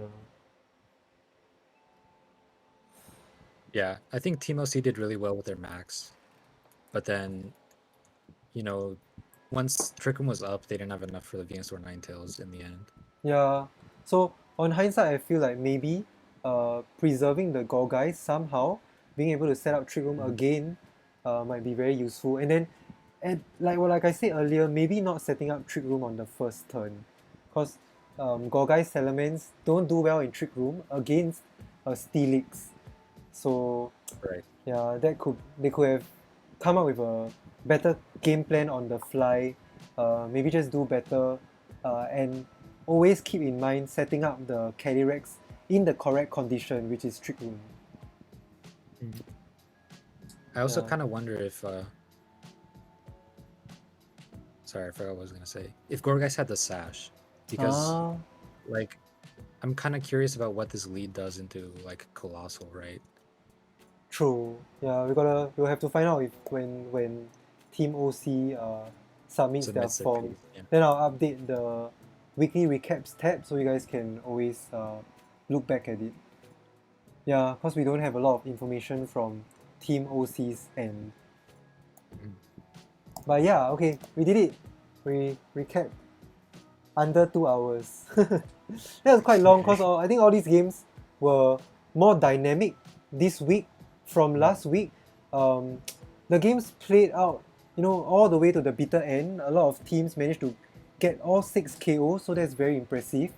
And a few of these games were very, very back and forth. So I think naturally there's a lot more to talk about. Yeah, I think everyone was super impressive with, you know, their prep. Like, there's a lot of cool sets this week, and then everyone pretty much played quite well, even if there was, you know, some mistakes here and there that lost in the game. It was still like well played games overall, and then there's a lot of, you know, RNG moments. Yeah, that we so can touch on top of the well prep, on top of the prep that you said, like a lot of teams prep well, then sometimes it just comes down to that one roll or unlucky critical hit that really cost the game. So it's difficult to prep for, but still, I think you really have to keep that at the back of your mind. Yeah, Right. it's very, very tricky to grasp, but yeah, it is what it is. And then unfortunately, I think if we make these multi battles a best of 3 instead of a best of 1, it's gonna there's gonna be a lot more unseen problems like connection issues or scheduling. Yeah, because setting aside one whole 1 to 2 hours just to play a match, I think that can be quite taxing on some of our players. Yeah, I wasn't sure about best of 1 at first, but I think you made the right call on that. It's been quite a fun little league to play in. Nice. And then actually, you know, even if you get crit on one turn, you still have so many other tools in the back to play around. Right. Then I feel like the very big takeaway from this week in particular is that you really need to get your speed control correct. So like speed control is always very, very important in VGC, and then we can see a lot of teams just falling prey to opponents setting up Trick Room, getting so much momentum, or your opponents having access to Icy Wind or good speed control, and then you can't really recover from that because all your mons are slow. At the same time, we also have some teams with natural speed, and then being able to change the weather, and then using weather-related abilities to good effect. So that's something that I feel like is the biggest takeaway for this week. Yeah. And then one thing that I think Aaron Zhang said is that obviously you don't think you're gonna get crit or flinch at all. Like you don't want it to happen. But then when you're always moving second, you're putting yourself kind of in a position for it to happen. Maybe Oh, sometimes there's nothing you can really do, but that's kind of how it works, right? yeah, that's a good point. Like, so that goes to show, it further like emphasizes on the importance of speed control, because if you're always moving second, then you're always susceptible to RNG in general. Mm. Oh, there's one last thing I wanted to talk about, which is to talk about the timer. We see a lot of games go to time this week.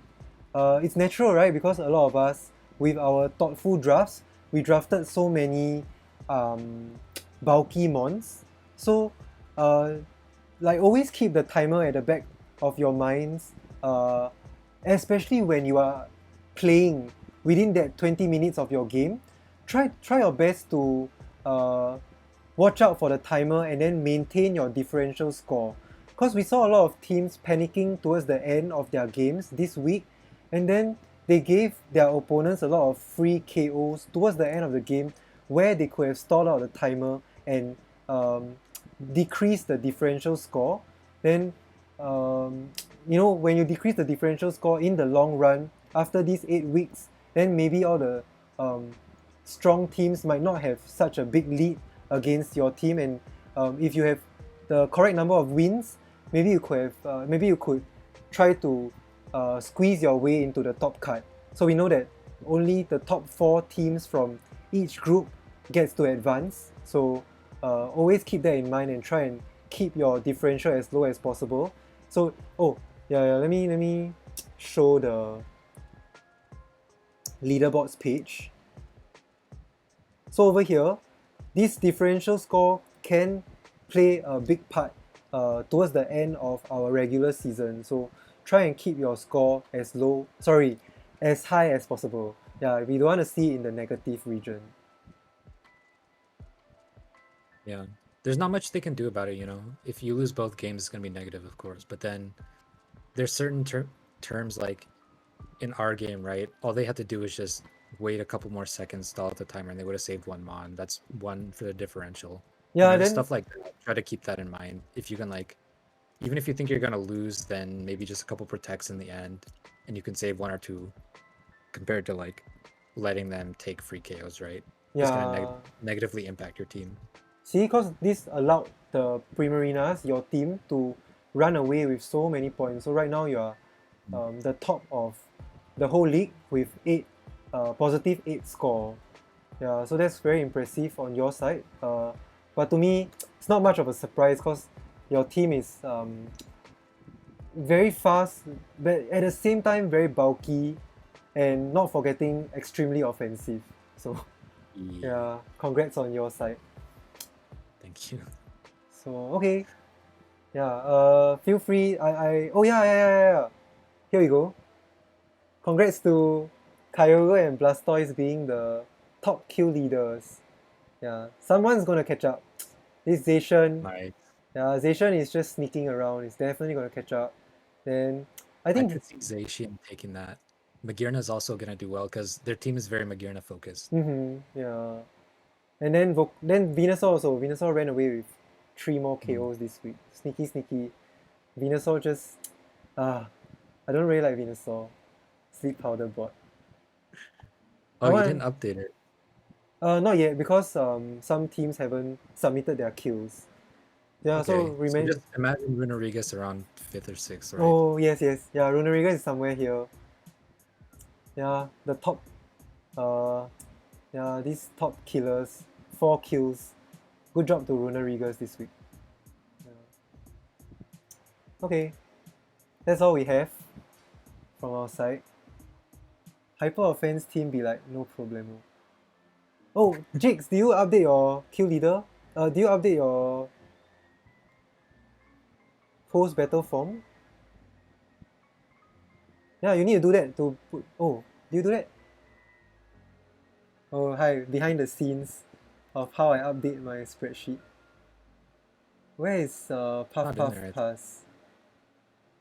Their stats for week 1 aren't Oh, there. Nice. Okay, here you go. Puff Pass. So once I do this, the kills for Runerigus is going to appear. And then, yeah, here you guys get to see the behind the scenes. So this spreadsheet actually has everyone's kills. So every mon is here, all 200 mons. Oh yeah, I forgot to add in the mons that were traded. I think I'll do that later. Then what I do is I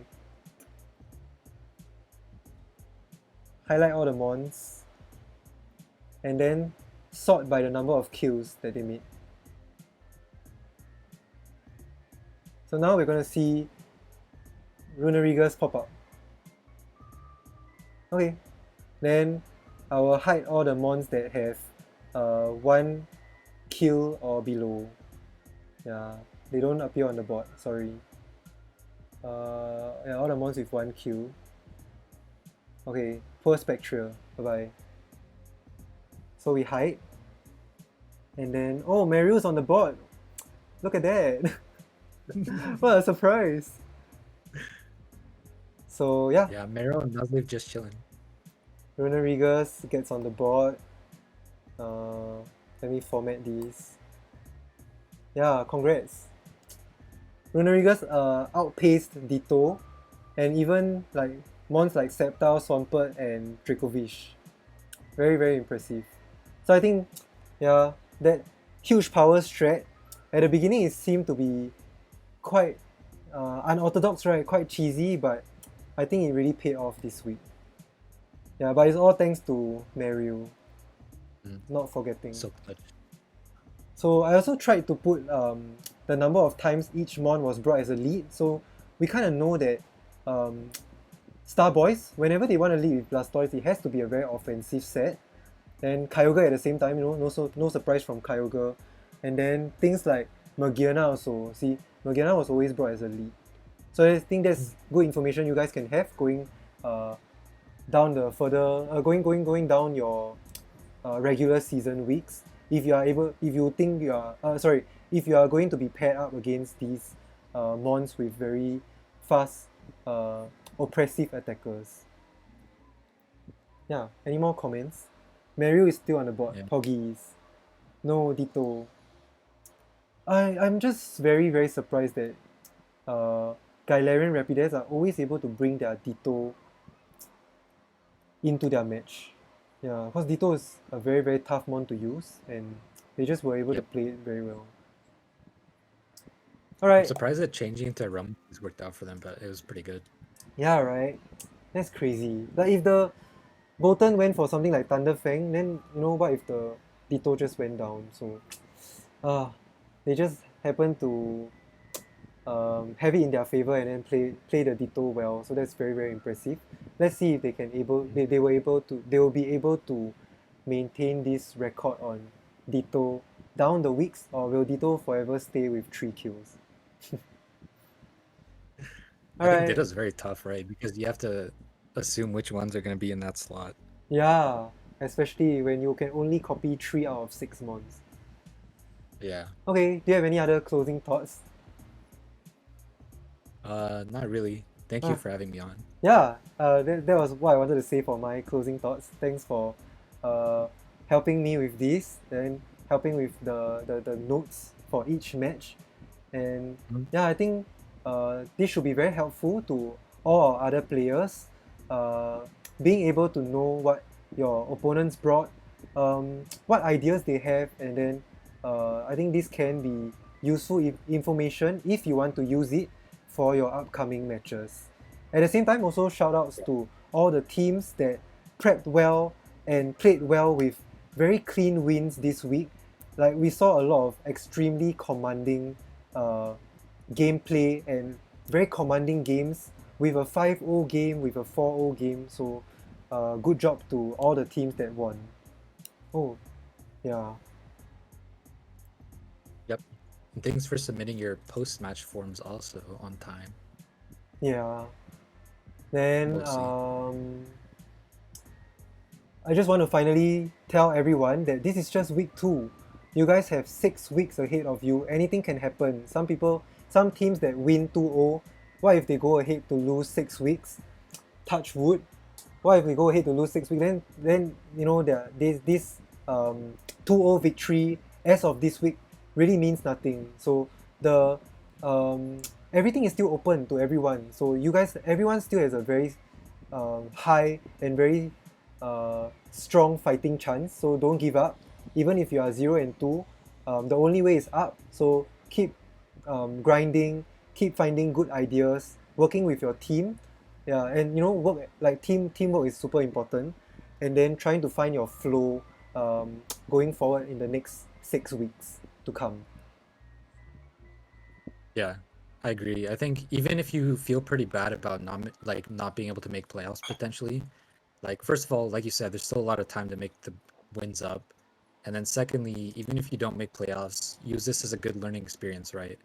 I don't know about everyone else, but I was having a lot of fun with the multi battles. So hopefully you can either have fun or learn from your mistakes from this instead of just trying to giving up because you're losing. True. This week I feel like there's a lot to learn about getting in a good position, and a lot of Right. teams were able to sort of master that well and then net themselves very, very clean wins. So very, very impressive. Yeah, there were two weather wars. There was a sun versus rain, like the Toko versus Kyogre, but the Toko didn't come. And then Cobalion went for Max Rock 4, so that was impressive. And then there's also the other one with sand versus sun, and then showing the power of Venusaur. Yeah. So good job to everyone. Yep. Okay, that's it from us. Yeah, let's sign off. And this will be the end of the YouTube segment. Bye.